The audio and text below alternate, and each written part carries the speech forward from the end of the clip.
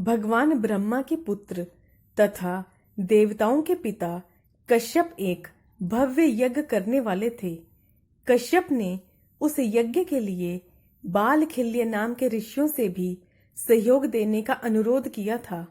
बालखिल्य एक विशिष्ट प्रकार के ऋषियों का समूह है। वह प्रजापति कृतु एवं उनकी पत्नी संतति के पुत्र हैं। उनका आकार अंगूठे जितना होता है, किंतु वे सूर्य की भांति तेजस्वी हैं। यह संख्या में 60,000 हैं और सब मिलकर प्रतिदिन सूर्य देव के रथ के आगे स्तुति करते हुए चलते हैं। यह ऋषिगण वृक्षों पर उल्टे लटक कर उपासना करते हैं तथा केवल सूर्य के प्रकाश का सेवन करते हैं। यद्यपि कश्यप जानते थे कि बालखिल्य ऋषियों का आकार छोटा है और वे अधिक लकड़ी नहीं जुटा सकेंगे, फिर भी उनका मान रखने के लिए कश्यप ने उनका सहयोग मांगा था। बालखिल्य ने भी शारीरिक सीमाओं के पार जाकर यज्ञ में योगदान देना स्वीकार कर लिया। कश्यप ने अपने पुत्र देवराज इंद्र से भी यज्ञ में सहयोग करने को कहा। वे इंद्र से बोले कि यज्ञ अत्यंत भव्य होगा, इसलिए मुझे प्रचुर मात्रा में लकड़ी की आवश्यकता है। आप निश्चिंत रहें पिताजी, लकड़ी की व्यवस्था हो जाएगी, इंद्र ने कहा और यज्ञ के लिए काष्ठ का प्रबंध करने निकल पड़ा। उसे वन में एक विशाल काष्ठ खंड मिल गया, जिसे लेकर वह अपने पिता कश्यप के आश्रम की ओर चल पड़ा। इसी बीच बालखिल्य ऋषि भी लकड़ी ढूंढने निकले हुए थे। घूमते हुए उन्हें एक टहनी दिखाई दी जो उन्हें यज्ञ के लिए पसंद आ गई।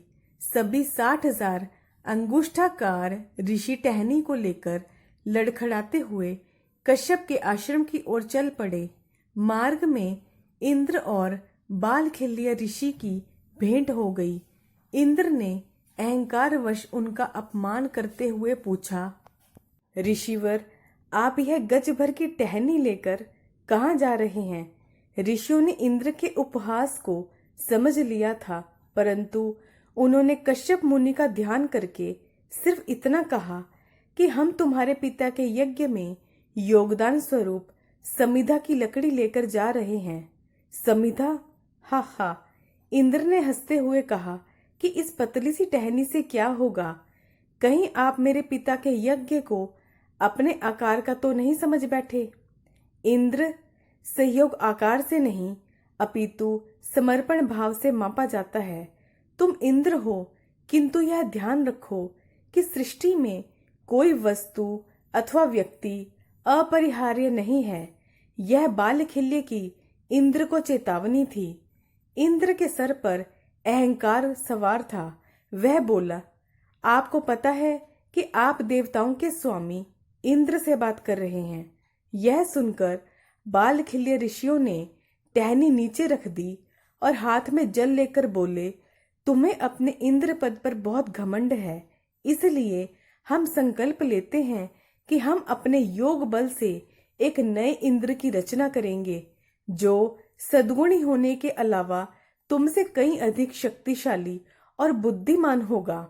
फिर ऋषियों ने नीचे रखी टहनी को उठाया और कश्यप के आश्रम की ओर चल पड़े।